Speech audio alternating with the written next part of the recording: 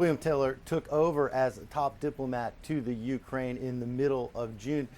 He testified to investigators on Capitol Hill that at that time there were efforts by President Trump's inner circle to push the new Ukrainian government to launch investigations, one into his political rival Joe Biden, another into the origins of the investigation into the 2016 presidential election. At the same time, the Trump administration was withholding nearly $400 million in assistance. A question throughout this whole thing is, was there a quid pro quo?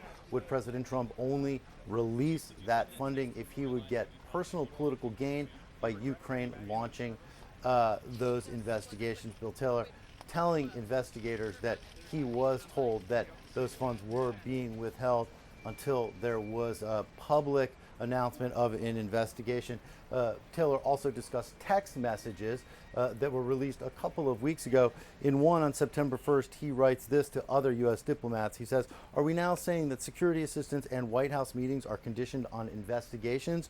Gordon Sondland, the U.S. ambassador to the EU, takes the conversation offline, replying simply, "Call me." On September 9th, Taylor texts, "As I said on the phone, I think it's crazy to withhold security assistance for help with a political campaign." Sondland then spoke to Trump, and a few hours later responds, "Bill, I believe you are incorrect about President Trump's intentions.